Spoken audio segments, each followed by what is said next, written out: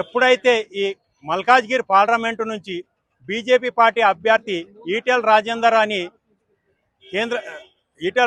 అని ఎంపీగా ప్రకటించగానే Congress party, TRS party MP అభ్యర్థుల గుండెల్లో రైళ్లు పరిగెత్తుతున్నాయి. ఎందుకంటే ఈటెల రాజేందర్ గారు తెలంగాణ ఉద్యమంలో 20 ఏళ్ల నుంచి ఒక సౌమ్యుడు, ఒక తెలంగాణ పార్టీ పెడితే కూడా ఆ పార్టీని ఆర్థికంగా నడిపించి మరి సుదీర్ఘ అనుభవం గల రాజకీయ నాయకుడు, ఏ మచ్చ లేనటువంటి నాయకుడు, ఏ అవినీతి లేనటువంటి నాయకుడు. కేసీఆర్ వేసే అటువంటి కుతంత్రాలకు అవినీతిని సహించలేక బయటకొచ్చిన ఒక బడుగు బలహీన వర్గాల ఉద్యమ బిడ్డ మన పార్లమెంటు అభ్యర్థి ఈటెల రాజేందర్ గారు. మరి మనిషికి గుండె ఎంత అవసరమో ఇవాళ దేశానికి నరేంద్ర మోడీ అవసరమో అలాగే ఇవాళ ఈ మల్కాజ్గిరి పార్లమెంటుకు మన ఈటెల రాజేందర్ గారు రావడము ఈ మల్కాజ్గిరి ప్రజల యొక్క అదృష్టం అనుకోవాలి. మరి ఇవి గల్లీ ఎన్నికలు కావు, ఇవి జాతీయ స్థాయి ఎన్నికలు. గల్లీలో ఏ పార్టీ ఉన్నా సరే కానీ జాతీయ స్థాయిలో బీజేపీ పార్టీ ఉండాలి. ప్రతి ఒక్క రాష్ట్రాలలో కూడా 22 రాష్ట్రాలలో కాంగ్రెస్ అధికారంలో ఉండే ఇలా 2 రాష్ట్రాలలో అధికారంలోకి వచ్చిందంటే దాని పార్టీ పరిస్థితి, ఈ పప్పు రాహుల్ గాంధీ పరిస్థితి ఏమైపోయిందో ఒక్కసారి ప్రజలు ఆలోచించుకోవాలి.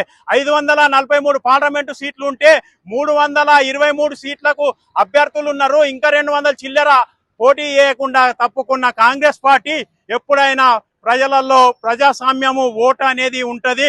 అవినీతి పాలకులను గద్దెదించేది ప్రజలే కాబట్టి మరి ఈ సుదీర్ఘ పార్లమెంటు ఎలక్షన్లలో 10 సంవత్సరాలు నరేంద్ర మోడీ గారు ఏ అవినీతి లేకుండా, ఏ స్కాములు లేకుండా మచ్చలేనటువంటి నాయకుడు. ఆయన కూడా ఒక 25 సంవత్సరాలు రాజకీయ అనుభవంతో 3 సార్లు ముఖ్యమంత్రిగా, 2 సార్లు ప్రధానమంత్రిగా ఉండి మరి మనము వేరే ప్రభుత్వం అధికారంలో ఉన్నప్పుడు పక్క దేశమైనటువంటి పాకిస్తాన్ తోటి భయపడే వాళ్ళము. ఇవాళ నరేంద్ర మోడీ గారికి అమెరికా పోతే కూడా రెడ్ కార్పెట్ వేసి స్వాగతం పలుకుతుర్రు.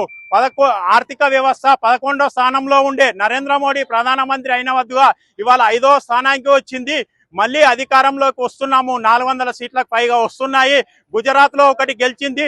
తెలంగాణ నుంచి మల్కాజ్గిరి పార్లమెంట్ అభ్యర్థి నుంచి ఈటెల రాజేందర్ గారి గెలుపు ఖాయమైనట్టే. మనం భారీ మెజార్టీ తోటి గెలిపించి జవహర్ నగర్ బీజేపీ కార్యకర్తలు సైనికుల్లాగా పనిచేసి మనము ఈ పార్లమెంట్ ఎలక్షన్లలో నరేంద్ర మోడీ గారి ఈ క్యాబినెట్ లో ఆయనను గెలిపించి పంపించి మినిస్టర్ గా తీసుకొని మన ప్రజల యొక్క సమస్యలు పరిష్కరించుకోవడానికి మంచి నాయకుడు కావాలంటే ఇక్కడ ఉన్నటువంటి ప్రజలు అందరినీ ఆలోచించి ఒకపారి కమలం పువ్వు గుర్తుకేసి ఆయనను అత్యధిక మెజార్టీతో గెలిపించాలని కోరుచున్నాను.